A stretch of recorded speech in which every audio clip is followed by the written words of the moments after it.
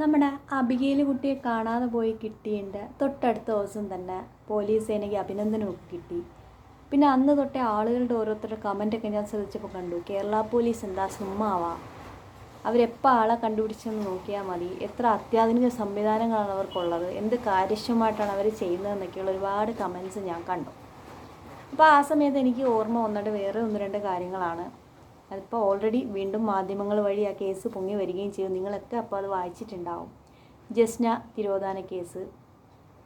അപ്പോൾ ഈ ജസ്ന തിരോധാന കേസിൽ ഈ നിമിഷം വരെ ഒരു തുമ്പും കിട്ടാത്തത് കൊണ്ട് കേസ് അവസാനിപ്പിക്കുകയാണെന്നും ഇനി അഥവാ എന്തെങ്കിലും നമുക്ക് സൂചന കിട്ടുകയാണെന്നുണ്ടെങ്കിൽ ഞങ്ങൾ തുടർന്ന് ചെയ്തോളാമെന്നുമാണ് അവർ പറയുന്നത്. അതായത് ജസ്നയെ ആരെങ്കിലും കൊണ്ടുവന്ന് ഉപേക്ഷിക്കുകയോ അല്ലെങ്കിൽ ജസ്ന നേരിട്ട് വന്നിട്ട് ഇന്ന ആൾക്കാരാണ് അത് തട്ടിക്കൊണ്ടുവന്ന് പറയുകയോ ചെയ്യത്തക്ക രൂപത്തിലുള്ള എന്തെങ്കിലും ഒരു കാര്യം കിട്ടിയാണെന്നുണ്ടെങ്കിൽ ഞങ്ങൾ ആ കേസുമായിട്ട് മുന്നോട്ട് പോയിട്ട് ആളെ കണ്ടുപിടിച്ചിട്ട് അഭിനന്ദനം ഏറ്റുവാങ്ങിക്കോളാമെന്ന്. ഇത്രയേറെ അത്യാധുനിക സംവിധാനങ്ങളുണ്ടെന്ന് പറയുന്ന ഈ പോലീസ് കാര്യക്ഷമമായിട്ട് പ്രവർത്തിക്കുന്നുണ്ടോ എന്ന് നമുക്കൊന്ന് നോക്കാം. ജസ്ന കേസ് തന്നെ എടുത്ത് നോക്കാം. ഇപ്പോൾ ജസ്ന അല്ല ഏതൊന്നും ആവട്ടെ, ഒരു പ്രായപൂർത്തിയായ ഒരു പെൺകുട്ടിയെ കാണുന്നില്ല എന്ന് കാണുമ്പോൾ പരാതിയുമായിട്ട് ചെല്ലുന്ന ആളുകൾക്ക് നേരെ ആദ്യം ചോദിക്കുന്ന ഒരു ചോദ്യം, വല്ല പ്രേമം ഉണ്ടോ? ഇത് സാധാരണക്കാരോട് മാത്രമാണ് ഈ ഒരു ചോദ്യം ചോദിക്കുക. ജസ്നയുടെ കാര്യത്തിലും ഒരാഴ്ചയോളം ഈ ഒരു അനിശ്ചിതത്വത്തിൽ തന്നെ ആ കേസ് അവിടെ നിർത്തിയിട്ടിരുന്നു. ഫലപ്രദമായിട്ട് ഒരു അന്വേഷണവും ഉണ്ടായില്ല. സാധാരണക്കാരെ ഏതൊരാൾക്കാരും പരാതിയായിട്ട് ചിലപ്പോൾ ആദ്യമേ ചോദിക്കണമെങ്കിൽ ഇതൊരു മന്ത്രിയുടെ മക്കളോ അല്ലെങ്കിൽ ഈ പറയുന്നവരുടെ കൂട്ടത്തിലുള്ള ഒരാളുടെ കുട്ടികളോ ആണെന്നുണ്ടെങ്കിൽ ഒരിക്കലും ഇങ്ങനെ ഉദാസീനത അവർ കാണിക്കില്ല. അപ്പോഴേ അവർ 4 വഴിക്ക് പോയിട്ട്, ഇപ്പം 4 വഴിക്ക് പോകേണ്ട ആവശ്യകതയൊന്നും ഇപ്പോഴത്തെ കാലഘട്ടത്തിൽ വരുന്നില്ല. അതായത് അതേ പരിധിയിലുള്ള സ്റ്റേഷനിലേക്ക് വാട്സപ്പിലൂടെ അവർക്ക് മെസ്സേജ് അപ്പം തന്നെ അയച്ചു കൊടുക്കാവുന്ന സംവിധാനങ്ങളുണ്ട്. ആ ഒരു സമയത്തെ കാര്യമാണ് ഞാനീ പറയുന്നത്. ഉദാസീനമായിട്ട് ഇട്ടിരുന്ന് യാതൊരു സൂചനയും കിട്ടാത്ത രൂപത്തിൽ ആ കൊച്ച് ഈ ഭൂമിയിൽ ഏതോ ഒരറ്റത്ത് ജീവിച്ചിരിപ്പുണ്ടോ ഇല്ലയോ എന്ന് പോലും അവർക്ക് പറയാൻ കഴിയുന്നില്ല. എന്നിട്ട് ഒരാൾ പറഞ്ഞൊരു പ്രസ്താവനയാണ് എനിക്ക് ചിരി വന്നത്. അതായത് ഞങ്ങൾ ജസ്നയുടെ തൊട്ടടുത്ത് എത്തിയിട്ടില്ല എന്ന് പറഞ്ഞ് വന്ന സമയത്ത് കോവിഡ് ലോക്ക്ഡൗൺ വന്നത്, അതോടുകൂടി ജസ്ന ഞങ്ങളെ കയ്യിൽ നിന്ന് പോയി. അതെങ്ങനെയാണ് എന്നൊന്ന് വിശദീകരിക്കാമോ എന്നൊരു മാധ്യമങ്ങളൊന്നും ചോദിച്ചില്ല. എനിക്കിപ്പോഴും ആ ആളെ കണ്ടു കഴിഞ്ഞാൽ എനിക്ക് ചോദിക്കാനുള്ള ചോദ്യം, അതെങ്ങനെയാണ് നിങ്ങൾ അടുത്ത് എത്തിയെന്ന് പറഞ്ഞത്? എവിടം വരെ നിങ്ങൾ എത്തി? എന്നിട്ട് നിങ്ങൾക്ക് എങ്ങനെയാണ് കൈവിട്ട് പോകണം? കാരണം നിങ്ങളെന്ന് പറയുമ്പോൾ നിങ്ങളെ ഡ്യൂട്ടിയല്ലേ ചെയ്യുന്നത്.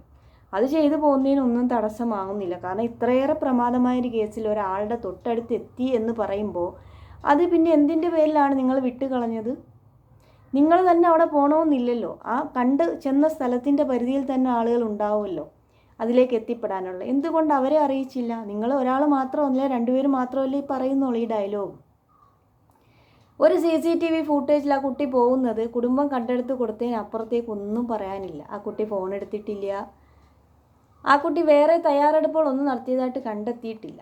അവർ പറയണത് ജീവിച്ചിരിപ്പുണ്ടെന്ന് തന്നെയാണ് ഞങ്ങൾ കണ്ടെത്തിയിരിക്കുന്നത്. ഒരാൾ ജീവിച്ചിരിപ്പുണ്ടെങ്കിൽ ഈ കാലഘട്ടത്തിനിടയിൽ ഇപ്പോൾ ആരെങ്കിലും കൂടെ പോയിട്ടുള്ളതാണെന്ന് അവർ പറയുന്ന പോലെ ആണെന്നുണ്ടെങ്കിൽ പോലും ഇത്രയും കാര്യങ്ങൾ ഇത്രയും മറച്ചു വെക്കാനൊന്നും കഴിയില്ല. ഇതിൽ ഏതെങ്കിലുമൊക്കെ ന്യൂസിൽ ആ കുട്ടി അറിഞ്ഞിട്ടുണ്ടാവും.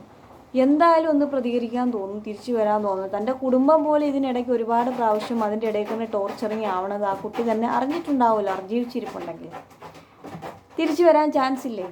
ഏതെങ്കിലും ഒരു രൂപത്തിൽ ഏതെങ്കിലും ഒരു സമയത്ത് മാനസികമായി തകരുമ്പോൾ പോലും സ്വന്തം വീട്ടുകാരെ ഒന്ന് വിളിക്കണമെന്നോ അവരിലേക്ക് എത്തിച്ചേരണമെന്നോ തോന്നിയിട്ടുണ്ടാവില്ലേ? അങ്ങനെ മറഞ്ഞിരിക്കാൻ ആ കുട്ടിക്ക് കഴിയുമോ? ഇനി എന്തെങ്കിലും സംഭവിച്ചിട്ടുണ്ടെങ്കിൽ തന്നെ എന്തായിരിക്കും സംഭവിച്ചിട്ടുണ്ടാവുക? അതിൻ്റെ പിന്നിൽ പ്രവർത്തിച്ച ഒരാൾ തൊട്ടടുത്ത് തന്നെ നമ്മളെ കൂട്ടത്തിൽ നിൽപ്പുണ്ടെങ്കിലോ? അതും ഒരു ഭീഷണിയല്ലേ? ഈ കാര്യങ്ങൾക്കൊന്നും ഉത്തരവില്ല. എന്നിട്ടും പറയണത് എന്തെങ്കിലും ഒരെണ്ണം കിട്ടിക്കഴിഞ്ഞാൽ ഞങ്ങൾ തുടരന്വേഷണം നടത്തും. അതായത് ഈ കുട്ടി ഒന്നീ തിരിച്ചു വന്ന് പറഞ്ഞു, ഇതൊരു ചെറിയ കുട്ടിയല്ല എന്നെ ഉപേക്ഷിച്ചിട്ട് പോകാൻ.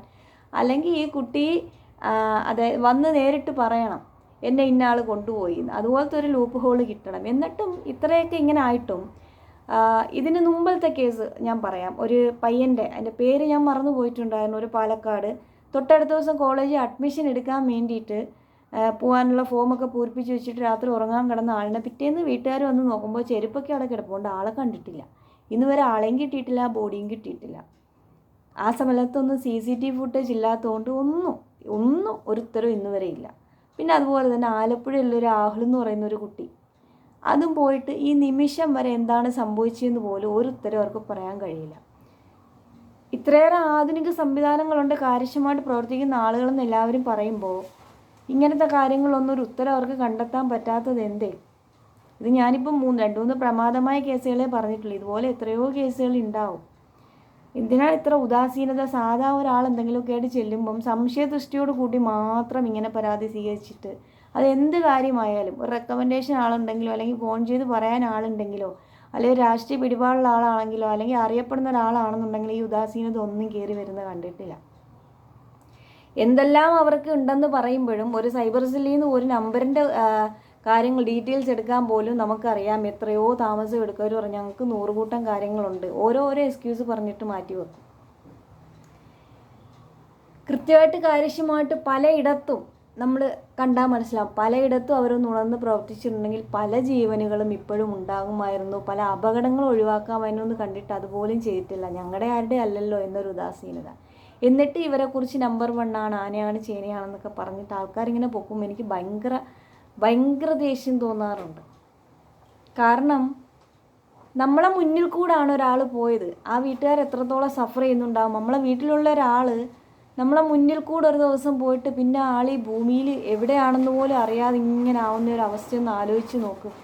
അവരെത്രത്തോളം പല രാത്രികളിലും ഓരോരോ ന്യൂസ് കാണുമ്പോൾ എത്രത്തോളം അവർ പേടിച്ചിട്ട് രാത്രി ഞെട്ടി ഉണർന്നിരുന്ന് കരയുന്നുണ്ടാകും ആ വീട്ടിലുള്ള അംഗങ്ങൾ. നമുക്കായ പേടി തോന്നില്ലേ? എവിടെ ആണെന്ന് പോലും അറിയില്ല, ഒരാൾക്ക് എന്താ സംഭവിച്ചതെന്ന് അറിയില്ല, ഇത്രത്തോളം പ്രശ്നങ്ങൾ നടക്കുന്ന ഈ ലോകത്ത് എന്തായിരിക്കുമെന്ന്.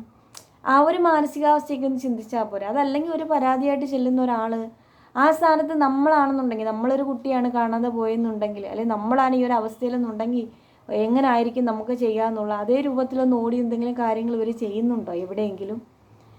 മഹാത്മാഗാന്ധി പറഞ്ഞിട്ടുള്ളൊരു കാര്യം എന്താണ്? നിങ്ങളൊരു കാര്യം ചെയ്യാൻ പോകുമ്പോൾ നിങ്ങളെ തൊട്ട് മുന്നിൽ നിൽക്കുന്ന ഏറ്റവും താഴെത്തട്ടിലുള്ള ഒരാൾക്ക് അതുകൊണ്ട് എന്ത് പ്രയോജനം ഉണ്ടാവുമെന്ന് ചിന്തിച്ചിട്ട് നിങ്ങൾ ചെയ്യാം. ഇത് താഴെത്തട്ടിലും മേളിത്തട്ടിലും ഒന്നും നോക്കണ്ട, പരാതിയും കൊണ്ട് വരുന്ന ആൾക്ക് എത്രത്തോളം കാര്യങ്ങൾ ചെയ്തു കൊടുക്കുക എന്നുള്ളത് വെച്ചിട്ട് അവർക്ക് ചെയ്തു കൊടുത്താൽ പോരെ. ഇത്രയും സംവിധാനങ്ങൾ കയ്യിൽ ഉണ്ടായിട്ട് ഇങ്ങനെയാണ് ചെയ്യുന്നത്. എന്നിട്ട് ഇവരെ എന്തിനാണ് ഇങ്ങനെ അഭിനന്ദിക്കുന്നതെന്ന് എനിക്ക് മനസ്സിലായിട്ടില്ല.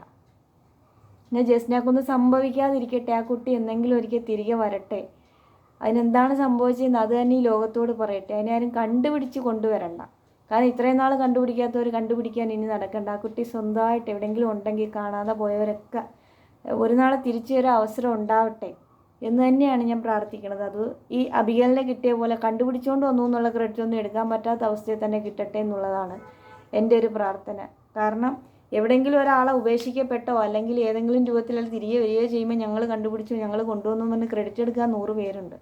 ആ ക്രെഡിറ്റ് ഒന്നും എടുക്കാൻ പറ്റാത്ത അവസ്ഥയിൽ അവരൊക്കെ തിരികെ വരാനുള്ള അവസരം ഉണ്ടാവട്ടെ എന്ന് ഞാൻ ആഗ്രഹിക്കുന്നു.